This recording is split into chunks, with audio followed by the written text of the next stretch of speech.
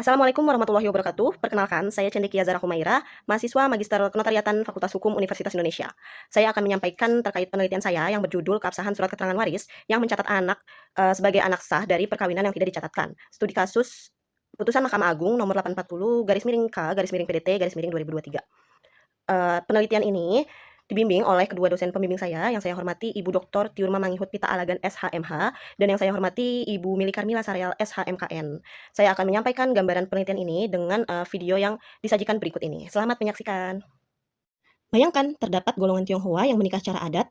Dari perkawinan ini, anak-anak mereka lahir dan tumbuh bersama. Namun, perkawinan ini tidak pernah didaftarkan di kantor catatan sipil. Lalu, setelah mereka meninggal dunia, salah satu anak menghadap kepada notaris untuk dibuatkan surat keterangan waris sebagaimana salah satu syarat proses balik nama tanah berdasarkan pasal 111 ayat 1 PMNA garis miring BPN nomor 16 tahun 2021 tentang pendaftaran tanah. Keterangan waris ini merupakan alat bukti tertulis yang berfungsi untuk membuktikan bahwa pihak-pihak yang tercantum di dalamnya adalah ahli waris dari seorang pewaris tertentu. Namun, dalam keterangan waris yang dibuat dalam kasus di atas, menempatkan anak-anak pewaris sebagai anak sah, padahal perkawinan pewaris tidak pernah didaftarkan ke kantor catatan sipil. Kasus ini terdapat dalam putusan Mahkamah Agung nomor 840 garis miring K garis miring PDT garis miring 2023. Kemudian muncul pertanyaan yang cukup krusial mengenai bagaimanakah keabsahan dari surat keterangan waris yang dibuat oleh notaris dengan mencatat anak sebagai anak sah dari perkawinan yang tidak dicatatkan. Peralihan hak karena pewarisan terjadi karena hukum pada saat pemegang hak meninggal dunia. Sejak itu, para ahli waris menjadi pemegang haknya yang baru. Dengan meninggalnya pewaris, maka beralihlah hak atas tanah dari si pewaris pada ahli waris. Namun, proses ini tidak bisa begitu saja terjadi. Oleh karena itulah, dibutuhkan surat keterangan waris sebagai bukti bahwa para pihak yang melakukan pendaftaran peralihan hak atas tanah karena pewarisan adalah benar ahli waris dari si pewaris. Dalam pasal 111 ayat 1 PMNA BPN nomor 16 tahun 2021 tentang pendaftaran tanah, notaris merupakan pejabat yang berwenang untuk membuatkan keterangan waris yang merupakan surat tanda bukti sebagai ahli waris. Pembuatan surat tanda bukti sebagai ahli waris dapat berupa surat keterangan waris ini didasarkan kepada penggolongan penduduk berdasarkan pasal 131 dan pasal 163 Indische Staatsregeling atau IS. Dalam ketentuan tersebut, yang mana berhubungan dalam kasus ini, maka bagi golongan keturunan Tionghoa, pembuatan surat keterangan waris dilakukan oleh notaris. Untuk membuktikan kedudukan ahli waris, maka notaris memerlukan dokumen-dokumen penting. Dokumen yang sangat penting adalah akte perkawinan yang menjadi bukti keabsahan suatu perkawinan. Sebagaimana pasal 2 Undang-Undang Perkawinan, yang mana perkawinan adalah sah apabila dilakukan menurut agama dan kepercayaannya dan harus dicatatkan. Tidak dicatatkannya perkawinan berdampak pada status anak, di mana anak tersebut sebagai anak luar kawin, sebagaimana ketentuan dalam pasal 250 KUH Perdata dan pasal 42 Undang-Undang Perkawinan. Oleh karena itu, pencatatan perkawinan penting untuk menentukan kedudukan hukum dari pihak-pihak yang terikat dalam perkawinan dan menjadi dasar perlindungan terhadap berbagai hak keperdataan yang muncul akibat perkawinan seperti hak waris. Pembuatan surat keterangan waris oleh notaris, di mana menempatkan anak sah dari perkawinan yang tidak dicatatkan, terdapat dalam kasus gugatan putusan Mahkamah Agung nomor 840 garing K garing PDT garing 2023. Dari kasus tersebut, muncul dua pertanyaan yang sangat penting, yakni mengenai yang pertama, bagaimanakah keabsahan surat keterangan waris yang dibuat oleh notaris yang mencatat kedudukan anak sebagai anak sah dari perkawinan yang tidak dicatatkan? Yang kedua, bagaimana tanggung jawab dan akibat hukum bagi notaris dalam pembuatan surat keterangan waris dari perkawinan yang tidak dicatatkan berdasarkan studi kasus putusan Mahkamah Agung nomor 840 garing K garing PDT garing 2023.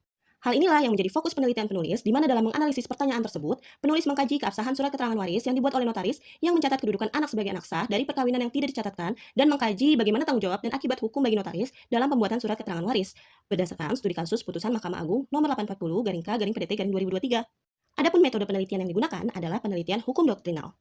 Kebaruan penelitian ini terletak pada keabsahan surat keterangan waris yang dibuat oleh notaris yang mencatat kedudukan anak sebagai anak sah dari perkawinan yang tidak dicatatkan. Belum ada penelitian yang secara khusus membahas isu ini. Lalu bagaimana dengan temuan dalam penelitian ini? Pada penelitian ini ditemukan bahwa notaris dalam pembuatan keterangan waris pada kasus ini menggunakan surat keterangan lurah atau camat yang menyatakan keterangan mengenai perkawinan pewaris hanya dilakukan secara adat dan tidak didaftarkan di kantor catatan sipil. Apabila dilihat dari ketentuan KUH Perdata bahwa pencatatan perkawinan hanya dapat dilakukan di kantor catatan sipil. Hal ini menunjukkan bahwa adanya lembaga atau instansi yang berwenang yang diatur oleh undang-undang dalam melakukan pencatatan perkawinan. Keterangan dilaksanakannya perkawinan dari lurah atau camat, maka bukan sebagai dasar bukti perkawinan yang sah menurut KUH Perdata dan undang-undang perkawinan. Dalam hal ini, notaris hanya berpedoman dari hukum adat Tionghoa dalam menentukan hukum perkawinan pada pembuatan surat keterangan waris pada kasus ini. Dengan melihat pada lampiran bukti penggugat dalam putusan pada kasus ini bahwa terdapat akte kelahiran atas nama TGN, yaitu anak terakhir dari pewaris, maka perkawinan ini dilangsungkan sebelum berlakunya undang-undang perkawinan. Maka seharusnya hukum perkawinan yang berlaku pada saat itu bagi golongan Tionghoa adalah hukum perkawinan menurut Burgerlijk Wetboek atau BW. Dengan tidak dicatatkannya perkawinan pewaris, maka tidak sah secara hukum negara meskipun diakui adat atau agama, karena tidak ada bukti keabsahan ikatan perkawinan. Berdampak pada kedudukan hukum anak dalam pewarisan. Kedudukan hukum anak terhadap perkawinan yang tidak dicatatkan adalah anak luar kawin karena tidak ada hubungan hukum dengan ayah atau ibunya menurut KUH Perdata. Dan dalam kasus ini, notaris memasukkan anak luar kawin menjadi anak sah adalah keliru menurut KUH Perdata. Prosedur dalam pembuatan surat keterangan waris yang dibuat oleh notaris adalah tidak tepat karena tidak adanya akte perkawinan yang sah yang menjadi dasar keberlakuan hukum bagi para ahli waris dalam pembuatan surat keterangan waris. Mahkamah Agung dalam pertimbangan hukumnya telah tepat dalam mempertahankan keberlakuan akte keterangan hak waris, mengingat akte tersebut telah digunakan oleh para penggugat sendiri sebagai dasar untuk melakukan balik nama dan pengalihan hak atas tanah untuk demi kepastian hukum dan pihak ketiga yang beritikat baik. Maka Mahkamah Agung tetap mempertahankan keberlakuan akte keterangan hak waris. Penelitian ini diharapkan akan memberi manfaat praktis bagi notaris dalam menjalankan jabatan, tugas, dan wewenangnya agar meningkatkan sikap kritis dan kehati-hatian dalam membuatkan surat keterangan waris, memberikan kontribusi, pengetahuan, dan menjadi masukan bagi pemerintah dan pihak-pihak terkait terhadap permasalahan pewarisan yang akan ditemui yang kemudian dapat ditindaklanjuti dengan pembentukan atau pembenahan peraturan yang ada sehingga dapat menanggulangi konflik maupun potensi permasalahan yang mungkin terjadi, serta dapat dijadikan sebagai bahan masukan dan sumbangan pemikiran dalam bidang ilmu hukum. Kasus ini menjadi pengingat keras bahwa hukum seringkali tidak hanya bicara tentang fakta biologis dari suatu perkawinan, melainkan tentang tertib administrasi sebagai keabsahan perkawinan. Tanpa landasan perkawinan yang tercatat secara negara, kedudukan hukum anak-anak ini menjadi anak luar kawin, bukan anak sah. Hal ini berdampak pada hak-hak yang timbul dari adanya perkawinan, seperti hak waris. Pada akhirnya, perlindungan terbaik bagi ahli waris, yakni legalitas yang diakui oleh negara sejak dari akar, yakni sebuah perkawinan yang tercatat. Catat pernikahan secara resmi oleh negara. Jangan biarkan yang seharusnya menjadi hak-hak para pihak yang terikat dalam perkawinan menjadi korban. Demikian pemaparan penelitian dari saya. Terima kasih. Wassalamualaikum warahmatullahi wabarakatuh.